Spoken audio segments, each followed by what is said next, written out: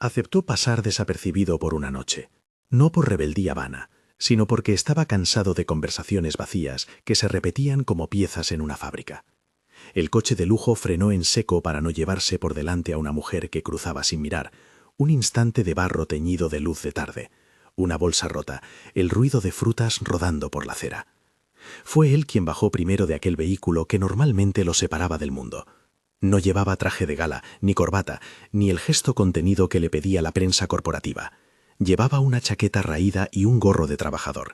Llevaba una máscara voluntaria que en pocos segundos lo haría invisible para quienes creían conocer su nombre. Ella se incorporó como pudieron sus manos, recogió manojos de manzanas golpeadas, murmuró una disculpa que no iba dirigida a nadie. Tenía la cara encendida por el esfuerzo y, a pesar de todo, una calma en la voz que desarmó la primera defensa que él llevaba puesta, la sospecha. Le ofreció la mano con una naturalidad que no precisaba etiqueta, y cuando él la sostuvo, notó algo en sus manos. Trazas de tinta, minúsculos cortes, la memoria de tijeras que habían pasado muchas veces por sus dedos. Ella apenas se presentó, Yuyé. No le dio una tarjeta, no preguntó por sus negocios. Le devolvió una manzana y le sonrió con una expresión que no buscaba un favor. Huo Zhenduan, que había organizado su vida como quien compone un balance financiero, sintió en ese gesto una anomalía inexplicable. Era incómodo y por eso fascinante. Había venido a hacerlo, fingir ser empleado para observar, para comprobar si existía en alguna parte un lenguaje humano que no se escribiera en correos electrónicos ni se firmara con sellos. Pero observar se volvió a acercarse, y acercarse lo obligó a impersonar algo que no era: un chofer, un repartidor, un hombre sin apellido en las presentaciones. A veces la verdad se comprime en detalles diminutos. Aquella tarde se comprimió en la manera que Yuyé tenía de volver a atar su gorro con las uñas, sin prisa, como reconociendo la modestia de su propio destino sin humillación. Le siguió, casi sin planearlo, hasta la plaza donde la ciudad abría su respiración más honesta. Puestos de comida, una peluquería ambulante bajo un toldo desteñido, las voces mezcladas de los que compran y los que cuentan monedas. Allí, la tijera era lengua y oficio. Una mujer mayor movía las manos con la calma de quien ha visto generaciones pasar por sus sillas. Yuyé se colocó detrás del puesto, desplegó una pequeña mesa con botes de crema y empezó a atender a los vecinos como quien dispensa algo más que un servicio. Dispensaba compañía. El sonido de las tijeras contra el metal del botecito cortaba la tarde como pedazos de una cotidianeidad que a Huo le resultaba hasta entonces desconocida. Un niño dejó escapar su pelota y una anciana se inclinó a recogerla. Yujie, con dedos ágiles, apartó un mechón rebelde de la nuca de un cliente y habló con la misma serenidad que había mostrado al recoger las manzanas. ¿Hace falta una espera?, preguntó en voz baja el cliente, sorprendido por la destreza. 5 minutos, contestó ella, y añadió un ya que no necesitó de más explicación. Huo, desde la sombra donde se había colocado, observaba la economía silenciosa que regía aquel rincón. Trueques, miradas que eran acuerdos y un respeto tácito por la dignidad del trabajo ajeno. En otro tiempo, sus asistentes habrían calificado aquel lugar con frialdad: barrio, subcontrato social, actividad marginal. Pero nadie en su despacho había aprendido a reconocer que un gesto tan pequeño como enjuagar una taza con la mano o pasar una tirita sobre un corte puede ser una declaración de humanidad. Hubo un momento, breve y decisivo, en que la tijera resbaló y una gota de sangre minúscula apareció en la yema del dedo de Yujie. Ella no mostró alarma. Al contrario, sacó una pequeña caja de tiritas guardadas bajo la mesa, como si siempre las hubiera tenido allí por si la vida exigía algún arreglo rápido. Sin detener la conversación con su cliente, con la habilidad de quien hace de lo urgente algo casi ritual, limpió la herida, aplicó la tirita y continuó. Eran movimientos sencillos, humanos, que le hablaban a Huo de una dignidad distinta a cualquier dignidad empresarial. Se cruzaron unas palabras, y la primera risa auténtica del encuentro vino porque Huo, en su papel de trabajador, quiso pagar por un corte de pelo y la mujer mayor lo miró con incredulidad. «Hoy por la tarde no tengo cambio», dijo la peluquera, y Yujie se apresuró a rebuscar entre sus bolsillos para dejar permanecer el intercambio sin deuda. Huo insistió en pagar. Ella, con ingenuidad o con una dignidad que no se compra, negó la moneda y sacó 2 piezas de pan de una bolsa para ofrecérselas en su lugar. Aceptó, pero dejó caer una frase que quedó en el aire, un motivo para la curiosidad. Aquí no vendemos respeto, señor, nos lo damos entre todos. Fue la invitación más directa que este hombre con traje había recibido en años, aunque nadie sabía que el hombre no era un simple cliente. En aquel intercambio minúsculo se forjó un puente, no solo la curiosidad de un jefe disfrazado, sino la obligación moral que sintió él de no aprovechar su anonimato como arma. Se fue con las manos vacías de su etiqueta social y con una sensación rara, como si le hubieran usado un espejo que le devolvía un reflejo que desconocía. Si esta historia te atrapa, quédate hasta el final para ver cómo termina esta historia de identidad y amor. No pasó mucho tiempo hasta que las piezas del pasado de Yuhye empezaron a insinuarse. En la estrechez de su cuarto compartido, una habitación con una cama que subsistía de cajas apiladas y una cocina en miniatura, había pequeñas señales que hablaban sin necesidad de palabras. Una fotografía con los bordes gastados, donde se intuía la figura de un niño con zapatos demasiado grandes. Una camiseta diminuta colgada, como si el tiempo la hubiera preservado. Una libreta con números anotados, como si alguien llevara un inventario de esperanzas. Yuhye, al hablar de su familia, cifraba la ternura en actos concretos: comida cocinada en exceso para llevar a los vecinos, la vigilancia sobre su madre que tenía días de fatiga, una persistencia en buscar trabajos que no extenuaran la dignidad de nadie. Huo escuchó. No preguntó por el pasado del niño. Le bastó ver el vaso con la cadenita de plata empañada junto a la cama para saber que la ausencia no era una historia que se contaba en un solo capítulo. Había una pérdida. Había algo que le apretó el pecho con una fuerza desconcertante.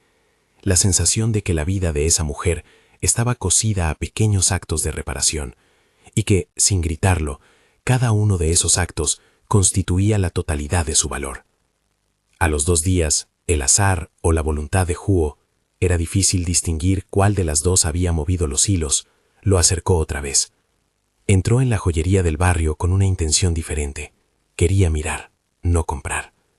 El comercio tenía el cristal empañado por la humedad, y dentro, detrás de un mostrador, una mujer joven del clan Gu examinaba unas pulseras con el gesto autoritario de quien tiene costumbre de mandar.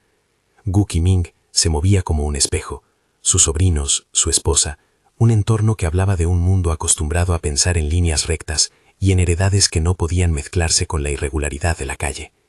Cuando Yuhye entró para preguntar si podían tasar una pequeña pulsera, la mujer del mostrador la miró como quien mira algo que no encaja. No hubo golpes ni insultos sonoros, pero la humillación se instauró en la sutileza. «No trabajamos con piezas de pacotilla», dijo la dependienta con una sonrisa fina.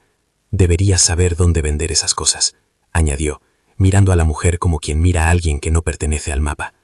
Alrededor, clientes con faldas impecables y relojes que se leían como señales de estatus se sonaron la nariz con complicidad silenciosa. Aquel gesto, la exclusión deliberada, dejó en el aire la sensación de que existían capas de la ciudad que se movían sin rozarse. Yuhye tuvo que armar sus palabras con la dignidad de quien no pide, solo explica. «No quiero vender, solo quería saber cuánto vale para poder ayudar en casa». La dependencia económica no debe ser espectáculo, supo decir con la voz templada, y aún así la respuesta fue un silencio cortante, un gesto con la mano que cerraba la conversación. Huo, que había entrado sin intención de intervenir, notó que la mandíbula se le tensaba. Pagó por la pulsera a través de la caja en que la mujer alardeaba del precio de un reloj, pero lo hizo sin que el ticket llegara a manos de Yuhye. La compra anónima, un modo de defender sin presentarse. Ella no supo nunca quién había hecho ese gesto. Lo interpretó como la generosidad de algún cliente desapercibido. Esa noche, en la peluquería bajo el toldo, la pulsera volvió a aparecer. La mujer se la colocó en la muñeca con la gratitud de una persona que recibe un pedazo de alivio. «Alguien la devolvió con más valor», murmuró la anciana peluquera. Yuhye sonrió con los ojos húmedos como si un peso se hubiera levantado, aunque no supiera su nombre. Ese pequeño episodio de humillación en la joyería no era la gran escena que rompiera la historia, pero sí dejó una marca que luego se amplificaría. Era además la primera prueba tangible para Huo de la distancia social que la ciudad permitía como si fuera un abismo. Él podría usar su riqueza para cruzarlo, Podría hacerlo con una transferencia bancaria, con una escritura, con una orden ejecutiva. Pero ese no era el punto. Lo que le empezaba a costar comprender era que ni su dinero, ni su posición podían comprar la cualidad esencial que Yuye poseía: la forma de tratar con el mundo sin que el mundo la negara. La vida cotidiana tejía también escenas dulces, olvidadas y luminosas. Una tarde en la que la lluvia obligó a la peluquería a refugiarse bajo un portal, y Yuye sacó de su bolso un par de fideos ya fríos que ofreció a quien pasara hambre. Un domingo en que acudió al mercadillo con su madre para vender unas piezas metálicas, y regresó con cambio para pagar la luz. Y en cada una de esas escenas, Huo se enternecía sin remisión. No había romanticismo impostado en sus acciones, ni grandes frases, solo el cariño que se revela en los cuidados más prosaicos. En una ocasión, se produjo un gesto casi íntimo que lo derrumbó por dentro. Ella estaba reparando una máquina de afeitar con paciencia, y en un descuido se cortó el labio. No fue grave, pero la sangre sorprendió en un rostro que no era de hospital. Huo, ya acostumbrado a su papel, sacó una pequeña cajita de primeros auxilios que siempre llevaba a mano por costumbre de quien había visto muchas contingencias laborales. Se arrodilló, limpió la herida con la seriedad de alguien que sabe curar, y aplicó otra tirita, con aquella delicadeza que no se aprende en los libros de protocolo. ¿Te haces daño a menudo por aquí?, preguntó ella con ironía, porque las heridas en su oficio eran comunes, y convivían con la dignidad del trabajo. Más de las que quisiera, respondió él, sin rebelarse. Le devolvió la sonrisa, y hubo algo en sus ojos, una fracción de verdad que no supo medir. Fue en esos silencios, en esos instantes de cuidado mínimo, donde el enamoramiento comenzó sin proclamas. No fue una epifanía, sino una suma de pequeños gestos, el modo en que ella reparaba un viejo brazalete, cómo ataba con paciencia el lazo de unas zapatillas para un niño, el modo en que conversaba con quienes le pedían trabajo sin humillarlos. Él empezó a sentir que su interés dejaba de ser curiosidad social para ser una inclinación personal que no calculaba beneficios.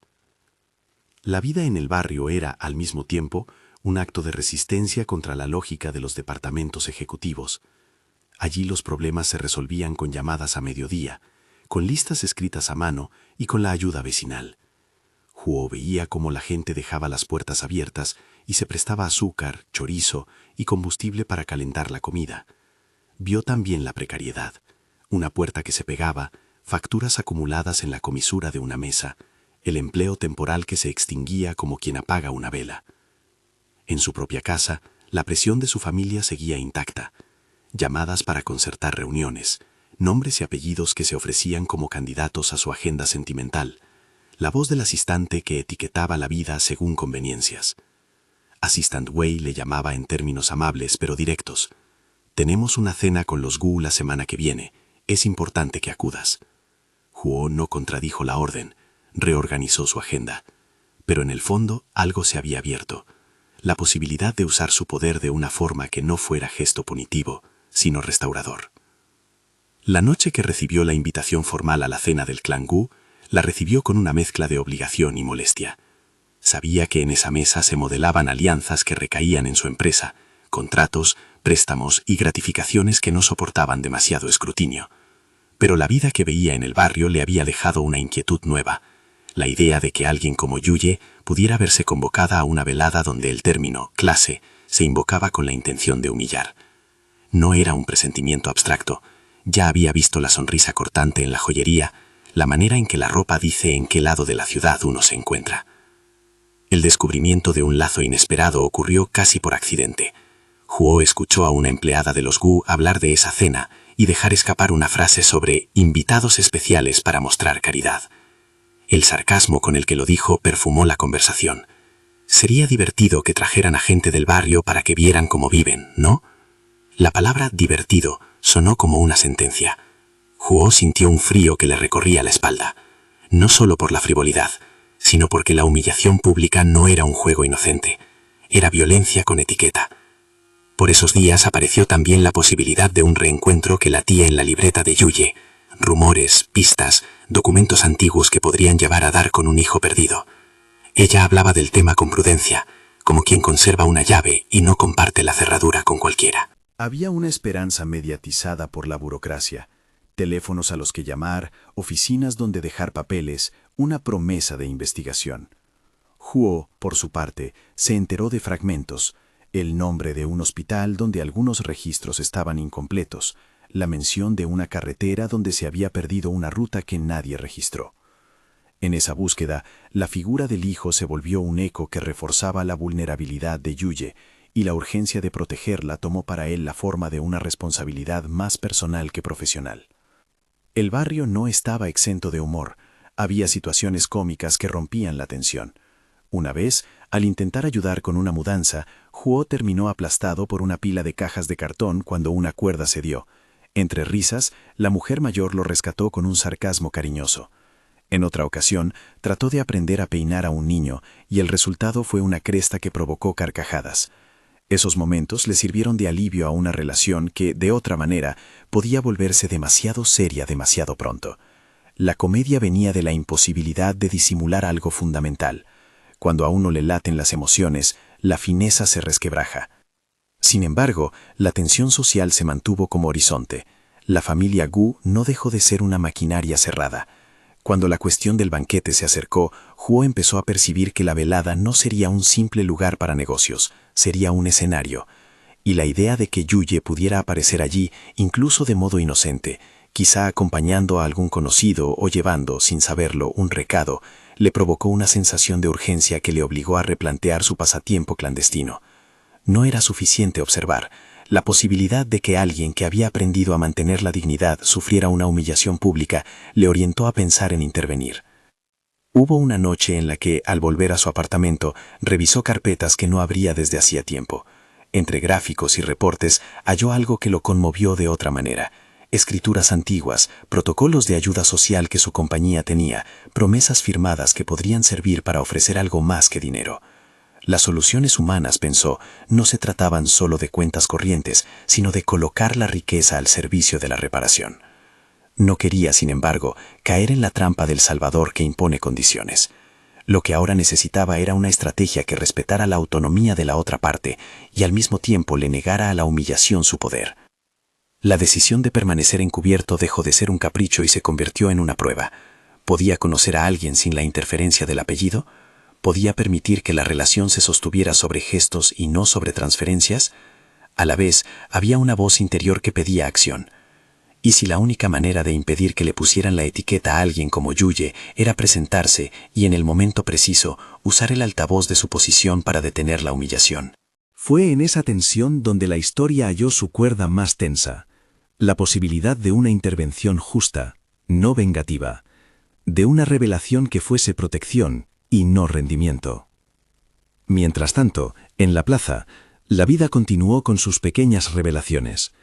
Yuye encontró trabajo extra como costurera, cosiendo vestidas a medias noches por encargo. La vecina vieja, que fue costurera toda su vida, le mostró técnicas que no están en ningún manual. Un niño le regaló una pulsera de plástico que ella aceptó con la culpa de quien no sabe qué devolver. Esa empatía sin cálculo fue lo que, sin que ninguno lo dijera, empezó a anudar a dos vidas de mundos distintos. El final de este tramo, sin embargo, no era una unión rotunda. Lo que se acercaba era un banquete, mesas largas, trajes impecables, aplausos calculados. La invitación de los Gu no había sido casual. Buscaban exhibir generosidad mientras tejían redes de poder. Huo escuchó que habían previsto algunas sorpresas para animar la velada. Esa frase era, para él, una campanada que debía frenar. El dilema se transformó en pregunta urgente: revelarse ahora mismo, antes de que la humillación estallara, o mantenerse detrás del telón, recogiendo pruebas de la injusticia para preparar una reparación que doliera menos y ayudara más. Se acercaba la noche de la velada cuando Huo tomó una decisión que no verbalizó con nadie. No la anunció a su asistente, que ya tenía todo organizado para la agenda corporativa. No llamó a Yuye para decirle qué hacer. Preparó en cambio un plan de contingencia, listas de contactos, planes de restitución, una cláusula en los documentos que podría firmar para asegurar viviendas a quienes lo necesitaran. Era el primer movimiento de alguien que había aprendido a poner su poder al servicio de algo que no fuera su ego. La historia había comenzado con un coche que frenó en seco para evitar una colisión. Ahora, el freno empezaba a chirriar con el peso de decisiones que podían deshacer lo que hasta entonces había sido solo una ilusión de proximidad. Ni él ni ella sabían, todavía, qué forma tomaría la revelación. Lo que sí era cierto era que había una pieza que ya no podía retroceder. El afecto que había nacido en los pequeños actos cotidianos se había convertido en una responsabilidad que exigía respuesta. Y en la madrugada anterior a la gran cena, mientras la ciudad dormía con un murmullo de preocupación y expectativa, Huo repasó una y otra vez la lista de cosas que no quería ser: el salvador, el verdugo, el hombre que cree que su riqueza borra la injusticia sin tocar las heridas. Allí quedó la escena suspendida, con la noche como un telón que oculta todavía qué forma tendrá la confrontación, y con dos vidas que empezaban a coincidir en el mismo punto de la brújula, la dirección hacia la justicia sin humillación, hacia el cuidado sin usurpación. La mañana del banquete llegó con un frío seco que hacía crujir las mesas y los adornos. Las calles, en contraste con la calma de la plaza, parecían un teatro donde cada casa representaba su papel: fachadas pulidas, olas de invitados que se peinaban para la función social. Huo se deslizó entre corrientes de asistentes, con la sensación de llevar sobre los hombros una responsabilidad que ya no podía sermonearse a sí misma. Había decidido que la velada sería un momento para cortar algo más que la pomposa cinta de la filantropía. Quería cortar con la impostura y ofrecer, con la máxima visibilidad, una reparación que hiciera tangible la dignidad de quienes la merecían. Había preparado documentos que no eran simples cheques. Escribió cláusulas que protegían casas, contratos de trabajo en empresas del grupo para pequeños negocios del barrio y una escritura que destinaba un local para que la peluquería ambulante pudiera tener su taller propio sin tener que depender de cambios de toldo o del capricho de la lluvia. Había pensado también en un fondo para la búsqueda del hijo perdido, una inversión en rastreos legales y permisos que facilitaran, sin sensacionalismo, la aparición de pistas. Todo lo hizo con la discreción que aprendió entre balances y secretarias, encriptando gestos humanos con la misma precisión con la que firmaba una fusión. Sin embargo, el plan más arriesgado seguía siendo la idea de presentarse en el banquete. Si se mostraba antes de la humillación, su presencia podría desactivar el mecanismo que los Gu estaban preparando. Si lo hacía después, su revelación tendría la fuerza de una respuesta. Lo que no podía admitir era que Yuye, por casualidad o por buena voluntad, fuera colocada ante la mirada condescendiente de los invitados. Trató de predecirlo de múltiples formas. Pidió a su asistente una lista de invitados y la cruzó con las costumbres del barrio. Habló en voz baja con Huo-sun, su hijo, que a veces era quien mejor comprendía cuando su padre se dejaba llevar por impulsos de justicia. Huo-sun, adolescente ya curtido en la mitad de la infancia de los privilegios, había pasado algunas tardes en la plaza y mostraba una lealtad reservada a los débiles. «Si va a pasar, haz que pase bajo tus términos», fue todo lo que dijo. Era una frase de un lenguaje que era, al mismo tiempo, reto y ternura. La entrada a la sala de banquetes era una coreografía de buenas maneras. Gu Qimin hizo su entrada con la elegancia de quien lleva los gestos aprendidos por transmisión genética. La mesa principal, con manteles inmaculados, esperaba la ceremonia con el aire de quien aguarda una función bien ensayada. Los convidados se acomodaban, sonreían con la impostura de los aplausos obligados y conversaban en frases que parecían sacadas de folletos de relaciones públicas. El plan de los Gu era sencillo: exhibir una donación, nombrar a un par de necesitados para que dieran gracias en cadena y, entre brindis, dejar claro el lugar de cada quien. Era la caridad como etiqueta. Aquello, para Huo, era un momento de riesgo, porque la caridad que humilla no es caridad, es espectáculo. Yuye no debía estar allí.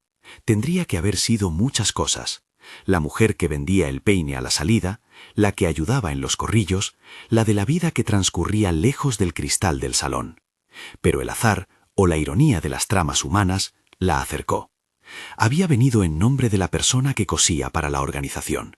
La vecina la necesitó para recoger unas telas que, por error, un proveedor había dejado en la puerta del hotel. No era una invitación formal, era una consecuencia de la vida que empuja a la gente a lugares donde no siempre encaja. Entró con esa luz que siempre llevaba, sin pretensiones, con las manos que aún olían a jabón y con una cadenita en la muñeca que ella había pulido con cariño años atrás, una reliquia que guardaba entre otras cosas pequeñas. La sala notó su presencia como quien detecta una nota fuera de la partitura. Algunos murmuraron, ¿quién es esa? Otros miraron con la condescendencia templada de la costumbre. Alguien hizo un chiste leve, pensando que la indiferencia sería la sentencia máxima. Fue la sonrisa de un miembro del clan que provocó las primeras señales. Gesto torcido, cuchicheo en grupo, miradas que cortaban el aire. La intención no tardó en convertirse en acto. Un comentario, apenas audible para la mayoría, bastó para que un par de voces se alzaran con la seguridad de los que creen tener la verdad. ¿Crees que viene a pedir limosna?, dijo una mujer con pulsera de perlas. No son gente de nuestra clase, añadió un hombre con tono de sentencia civil. La humillación estaba lista, como una maquinaria tomada por el desprecio.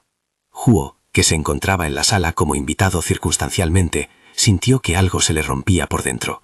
Podía haber optado por la fría eficacia, llamar a un guarda para que sacara a quien provocaba desorden y documentar el momento con una nota de prensa que colocara el incidente en un contexto empresarial. En lugar de eso, se levantó y caminó con la calma de quien ha hecho un plan, pero sabe que los planes, cuando tocan vidas, necesitan delicadeza. Al entrar, el zapatos dejaron un rastro de silencio. La sala se giró. La tensión olía a expectación. «Señora Gu», dijo Huo en voz que no pedía permiso. «Me temo que ha habido un malentendido». No habló de documentación ni de contratos. Su voz tenía la firmeza de quien no busca espectáculo, sino justicia. La mirada de la sala se concentró en la mujer de manos siempre limpias. Algunos sonrieron con la suficiencia de quien contempla una lección que ya daba por aprendida. Gu Qiming elevó el mentón con la petulancia de quien no hace concesiones. ¿Un malentendido?, repitió Gu con la sonrisita de etiqueta. Aquí solemos invitar a gente que agradece los gestos, no favorecemos el show. Las palabras rodaban con la ligereza de la crueldad. Huo, sin prisa, pidió al maitre que trajera la pulsera que se encontraba en la muñeca de Yuye. La petición perturba porque revela la intención de colocar el foco donde el agravio había comenzado. No era un gesto calculado para humillar a los Gu, sino para cortar de raíz la banalidad de su desprecio. Cuando la pulsera fue exhibida, un murmullo recorrió la sala. Era la pieza que había sido tasada con desdén días atrás, la pieza que Huo había comprado para proteger a Yuye sin que ella supiera. Esta pulsera, dijo Huo, no es un objeto para medir estatus. Es la pulsera de alguien que trabaja y cuida. Y por cierto, esta joya ha sido adquirida por alguien que cree que la dignidad no se subasta. La manifestación era directa, pero lo que siguió fue un giro mayor. Huo hizo una pausa y sacó un sobre delgado, marcado con el sello de su compañía. Lo dejó sobre la mesa. Al abrirlo, la prensa que cubría el evento y los invitados vieron algo que no esperaban: la escritura que cedía el local contiguo al hotel para que la peluquería ambulante tuviera un local propio, y los títulos que garantizaban un fondo para ayudas familiares y la recuperación de documentos relacionados con el hijo perdido. No era una transferencia anónima, era una promesa oficial de reparación y acompañamiento. Mientras tanto, en un rincón del salón, el comportamiento de los Gu cambió de táctica. Inicialmente buscaban el desprecio sutil. Ahora, frente a la posibilidad de perder contratos y prestigio, sacaron su tarjeta más potente, el rumor. «¿Y si esta señora forma parte de una estafa?», murmuró uno. «No sabemos nada sobre su identidad», añadió otro. Eran frases diseñadas para sembrar duda. La sala, hambrienta de certezas rápidas, comenzó a mirar con sospecha. Fue entonces cuando alguien levantó la voz desde el fondo, un joven que trabajaba para el servicio de banquetes con las manos manchadas de harina y los ojos cansados. Había sido el encargado de organizar parte de la logística y al ver la injusticia no pudo permanecer en silencio. Se acercó a la mesa y dijo lo que la mayoría no había tenido el valor de decir. «La señora que está aquí recogió telas del servicio por error, no ha venido a provocar nada. No es nuestra tarea decidir si alguien merece respeto». Esa intervención, simple y directa, quebró la coraza. El ruido cambió a murmullo y la tormenta de condescendencia perdió un poco de su forma. La sensatez ganó tierra. Aún así, Gu Qiming no se replegó. Abrió su propio sobre, con la arrogancia de quien cree que el dinero compra la última palabra, y presentó un contrato que implicaba la financiación de una de las pequeñas obras del grupo de Huo. Era un golpe mezquino, tratar de hacer pagar a la otra parte por la atención, convertir la reparación en una transacción donde quien resulta humillada debía dar las gracias. Huo, sin embargo, tenía prevista esa jugada. Llamó a Assistant Wei y ante la atónita sala ordenó la cancelación de cualquier trato con la empresa que presionara para humillar a terceros. No fue una represalia, fue una elección de principios. Cortó contratos con empresas que participaban activamente en el desprecio y en el mismo gesto confirmó la existencia de un comité que en adelante supervisaría las acciones sociales de su grupo para que la filantropía no fuera nunca más espectáculo que dignidad. La situación, que podría haberse convertido en una guerra de notas de prensa y abogados, tomó otra forma: la conversación pública sobre cómo se definía la responsabilidad social. Las cámaras, que hasta entonces habían llegado para registrar el escándalo, se convirtieron en testigos de la reparación. Huo no humilló a los Huo con palabras, les retiró la herramienta que usaban para humillar, el poder económico que normalizaba la mezquindad. Y en medio de esa escena, algo aún más humano ocurrió. La mujer mayor de la peluquería ambulante, que había sido testigo de toda la cadena, se acercó a la mesa donde Yuye estaba todavía aturdida y tomó su mano con la fuerza de quien conoce la historia de los días rotos. En su bolsillo guardaba un sobre con fotos Polaroid y documentos antiguos que hablaban de un niño perdido. Había pistas que no se comprendían en una sesión, pero que eran suficientes para arrancar una búsqueda más organizada. Entre la grabadora de la prensa y los murmullos, la anciana dijo en voz baja: «Puede que no sea la prueba definitiva, pero es un hilo que merece ser tirado». Esa mención al hilo activó otra secuencia. Los distintos asistentes del banquete se transformaron, por un momento, en una red que intentaba copar lo que la burocracia dejaba caer. Un empleado municipal, presente como invitado por razones sociales, ofreció su ayuda para acelerar una consulta en archivos. Un médico del hospital que atendía la ciudad se ofreció a revisar registros. Las pequeñas voluntades se juntaron y empezaron a construir un dispositivo humano para la búsqueda.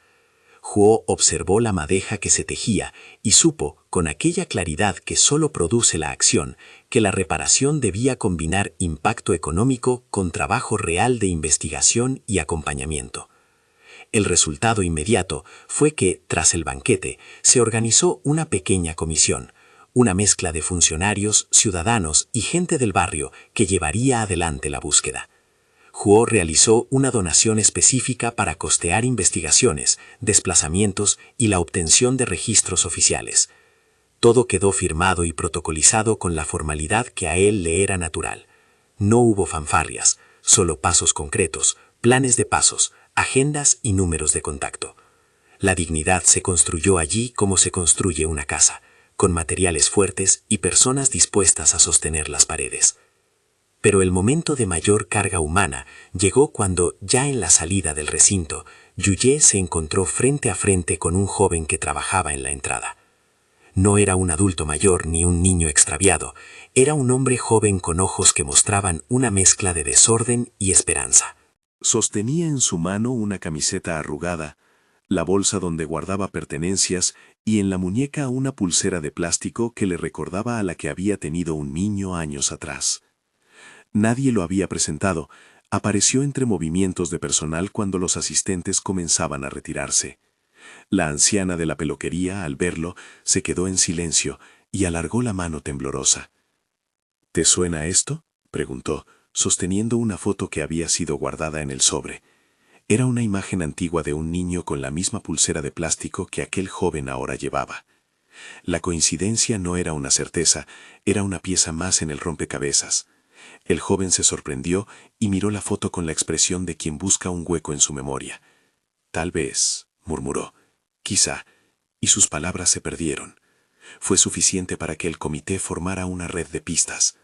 Le ofrecieron al joven un espacio en donde hablar y permisos para acceder a registros de identidad que podrían confirmar si él era, de hecho, ese niño que de pequeño había perdido la ruta. No fue una verificación instantánea, fue el inicio de una pesquisa humana que por primera vez contaba con recursos. Huo, que observaba todo, sintió que la emoción lo alcanzaba con una nitidez que casi dolía. No era el hombre que resuelve todo con un gesto final, era el que pone los cimientos para que la vida pueda recomponerse. Dio instrucciones para que se asistiera al joven con alojamiento, documentación y acompañamiento legal. No era una solución pronta e inmediata, pero era un camino. Y mientras todo esto ocurría, la anciana tomó a Yujie por los hombros y con la voz quebrada dijo: «No hemos terminado, pero empezamos bien». Esa noción del comienzo fue un alivio y una tensión simultánea. Huo había aprendido que las soluciones nominales a menudo terminan en gestos simbólicos que no tocan la carne de los problemas. Por eso pidió algo más. Instó a que, además de ayudas formales, hubiera formas de integración laboral y de dignidad sostenida. Propuso que la empresa creara contratos de formación para quienes quisieran aprender oficios: peluquería, costura, reparación. Señaló que la inversión en autoestima laboral era tanto o más importante que la escritura de un local. Yujie, que había vivido las palabras de la noche como una ráfaga, se encontró a solas con Huo en un rincón ya vacío, con las mesas recogidas y las sillas apiladas como si la fiesta no hubiera sido más que un cuento. El ruido, que antes era un monstruo palpitante, se había apaciguado en murmullos de logística y ofrecimientos. Allí, con la mirada que había aprendido a no esperar cosas grandes, afirmó algo sencillo: «No quiero que me den todo. Solo quiero que mi gente pueda vivir con dignidad». Huo la miró con la gravedad de quien entiende por fin que la humildad no es una renuncia, sino una forma de fuerza. «Lo sé, y haré que así sea», respondió. No fue una promesa grandilocuente, fue un compromiso con pasos, fechas y responsables. Y cuando ella preguntó por el joven que podría ser su hijo, él sacó de su bolsillo una tarjeta y la ofreció con discreción. «Tenemos gente siguiendo pistas. No hay garantía de respuesta inmediata, pero no dejaremos el hilo». La mano que tocó la tarjeta fue el mismo gesto que había usado antes para colocar una tirita. Un cuidado pequeño, sostenido, humano.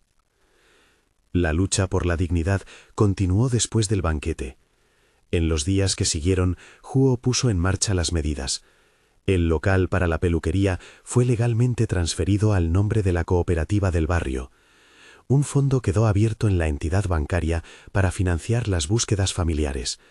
Contratos de formación fueron firmados. La prensa, inicialmente escéptica, comenzó a narrar la historia desde otra perspectiva, la de la responsabilidad que se acompaña de hechos. No faltaron las voces que criticaban al empresario por hacer público su gesto. También hubo quienes celebraron la coherencia entre palabra y acción. Huo supo que la verdad no se gana por unanimidad, se gana por coherencia. En paralelo, las pesquisas sobre el joven continuaron. Se recopiló documentación, registros hospitalarios, listas de nombres de un centro de acogida, fotografías que se compararon con viejas imágenes. Hicieron entrevistas con vecinos, con gente que recordaba a un niño que había desaparecido en circunstancias confusas la noche en que un incendio en un barrio pobre había producido movimientos y evacuaciones. Cada pista era una hebra que se discutía con la prudencia de quien sabe que la esperanza no puede convertirse en consuelo falso. Y entonces, una tarde de mercado, ocurrió algo que parecía extraído de las novelas. Una llamada telefónica desde un registro municipal confirmó una coincidencia en una inscripción. Era una palabra administrativa, una secuencia de números que abrían la posibilidad de un reencuentro. Se pidió paciencia y se organizó una reunión en la que el joven, acompañado por un representante del comité y por la anciana, se sentó frente a Yujie. El encuentro fue contenido, sin grandes promesas, con la emoción que se mide en respiraciones cortas. El joven miró a Yujie como quien ve una base donde anclar preguntas. No fue una revelación instantánea.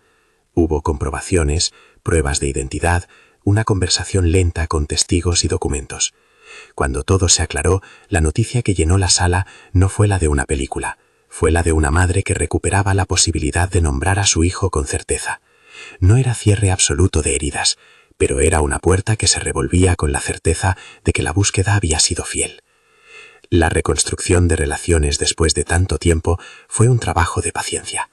El joven, que había pasado años mezclando recuerdos con lagunas, necesitó tiempo para reaprender a estar en la vida familiar, aprender de las rutinas que no conocía, adaptarse a las reglas de un hogar que había cambiado, encontrarse con la figura de un posible padre de cuidados ausentes. Se organizaron sesiones de acompañamiento psicológico, trámites para regular su situación con la administración y actividades que facilitaran la reinserción. Era una reparación lenta, humana, que tuvo tropiezos y progresos. Mientras tanto, la relación entre Huo y Yuye se fue transformando en algo que escapaba a la etiqueta de curiosidad. No fue un enamoramiento que nació de una revelación unilateral, fue un vínculo que se había forjado en los gestos continuos. La tirita aplicada con cuidado, la comida compartida bajo la lluvia, la defensa pública que no fue un espectáculo, sino una decisión de proteger la dignidad de otra persona. Huo, que había empezado como un observador inofensivo, descubrió que lo que sentía era más profundo que una lección de sociología. Yuye, por su parte, aprendió a ver en él a alguien capaz de alinear palabras y hechos, sin que eso anulase su propia autonomía. Hubo dudas por ambas partes. Para ella, la pregunta del poder era legítima. ¿Qué tipo de relación podría existir entre una mujer que vive de esfuerzos modestos y un hombre que maneja un conglomerado? ¿Sería el afecto un puente o una trampa? Para él, la pregunta fue más bien sobre la forma correcta de entrar en la vida de otra persona sin dejar su huella como imposición. Fue el diálogo, esa herramienta humilde, lo que permitió que los dos se acercaran con un mapa. Hablaron de límites, de autonomía, de cómo la ayuda debía ser siempre negociada y no impuesta. Acordaron, con simpleza, que el respeto sería la base. El gesto final que selló la trayectoria entre ambos no fue un espectáculo público, ni una declaración rimbombante ante cámaras. Fue una tarde en la que, después de semanas de trabajo en la comunidad, él la llevó al local que ahora pertenecía a la peluquería cooperativa. El lugar olía a madera recién barnizada y a champú. En la pared colgaba la fotografía del barrio, tomada por un vecino, que mostraba la plaza donde se habían conocido. El espacio vibraba con actividades. Jóvenes aprendiendo a cortar pelo, ancianas cosiendo vestidos, padres dejando y recogiendo a sus hijos con la tranquilidad de quien cuenta con un sitio seguro. Se quedaron solos un momento, con el ruido tenue de la ciudad sirviendo de telón. Huo tomó la cajita de metal que había guardado desde la primera vez que la pulsera pasó de mano en mano. Dentro no había lujo, sino una simple insignia con un símbolo. 2 manos entrelazadas. No era una joya para ostentar, sino una promesa de acompañamiento. La sacó y con la voz que ya había aprendido a ser concreta, dijo: «No busco salvarte, busco caminar contigo. Si aceptas, quiero que lo hagamos con los mismos términos con los que hemos empezado. Cuidado, respeto y libertad». No había grandes anillos ni genuflexiones. Había una petición de vida compartida que respiraba la misma calma de las tijeras en la peluquería. Ella, que no necesitaba promesas de cuento, sonrió con esa mezcla de sorpresa y serenidad que le explicó todo sin palabras. Aceptó. No fue un sí estruendoso, sino una afirmación que llenó el lugar con una paz que había sido peleada. A partir de entonces, la relación se sostuvo en la cotidianidad. Desayunos sencillos, visitas a la cooperativa, encuentros con el joven que había recuperado su identidad y con la anciana que sirvió de puente. Huo siguió ejerciendo su papel de empresario, pero con matices distintos. Se negó a firmar acuerdos que implicaran desposesión. Promovió normativas internas para que la filantropía de su grupo fuera auditada por comunidades y no por relaciones de escritorio. No se convirtió en un benefactor al que nadie podía cuestionar. Se convirtió en un hombre que se dejaba cuestionar. El clan Gu, por su parte, no desapareció. Pagó un costo simbólico y material. Perdió contratos con la empresa de Huo y se vio obligada a revisar sus prácticas. Algunos miembros se mostraron arrepentidos. Otros, constreñidos por orgullo, se apartaron. Lo que cambió no fue solo la suerte de unos cuantos, sino el tono público. La ciudad empezó a conversar sobre cómo se debe ejercer la responsabilidad social. No fue una revolución, sino una serie de ajustes que con el tiempo fueron dejando huella. Pasaron meses en los que la vida fue cosiendo pequeñas certezas. El local de la peluquería se convirtió en un centro de formación. El joven que había sido encontrado empezó a trabajar y a estudiar. La anciana volvió a servir a la comunidad desde su puesto con más estabilidad. La madre de Yuye recuperó la salud gracias a un tratamiento que la donación facilitó. Lo que se había iniciado como un gesto de protección derivó en una red comunitaria que con el tiempo se volvió autosostenible. La restitución no fue una chequera abierta, sino apoyo con estructura. En cuanto a Hugo y Yuye, su unión continuó marcada por la sencillez. Hubo una pequeña ceremonia íntima, no con la pompa de la sala de banquetes, sino con las mesas plegables de la plaza donde se conocieron. Las personas que asistieron fueron las que habían participado en la reparación, los parranderos de la cooperativa, el joven y su madre, la anciana peluquera y algunos compañeros de oficina de Hugo que ya no miraban con la mirada de la etiqueta.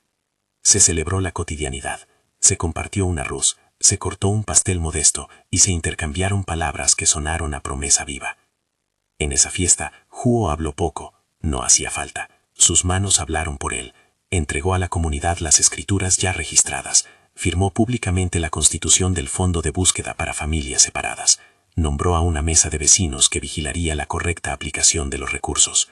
No eran gestos escenográficos, eran compromisos con nombres y números. Y cuando le tocó hablar a Yuye, lo hizo con una claridad que hizo llorar a algunos. No quiero que nos crean una historia de novela. Quiero que esto sirva para que otros no tengan que perderse. Sus palabras fueron la traducción honesta de su experiencia. Con el tiempo, la ciudad aprendió a reconocer la diferencia entre filantropía y espectáculo. Hubo pequeños cambios en la administración pública, iniciativas ciudadanas que se mantuvieron y una nueva sensibilidad en los foros donde se discutían ayudas. Huo no buscó aplausos por su transformación, prefirió ser fiscal de su propio grupo y que su trabajo quedara a prueba en los hechos.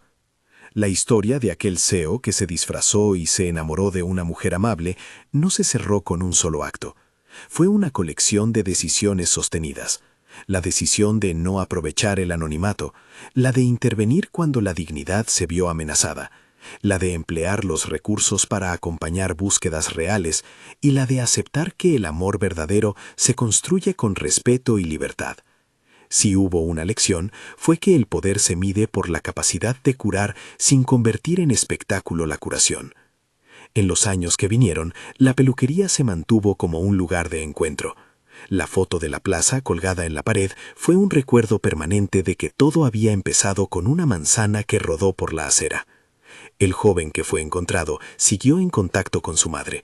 Vivieron juntos con incertidumbres y días luminosos. Huo continuó trabajando, pero con la matriz de su compañía cambiada. No era solo un lugar para hacer negocios, sino un actor que entendía la responsabilidad como un deber permanente. Al final, lo que quedó no fue la anécdota del disfraz, sino el peso de los pequeños gestos que sostenieron todo lo demás. La tirita aplicada con cuidado, la pulsera de vuelta, la escritura firmada, la cocina compartida en la lluvia. Esos fueron los actos que tejieron una nueva vida común. Si esta historia te ha emocionado, comenta qué gesto te conmovió más y suscríbete para descubrir más relatos donde la bondad y la justicia se encuentran en lo cotidiano.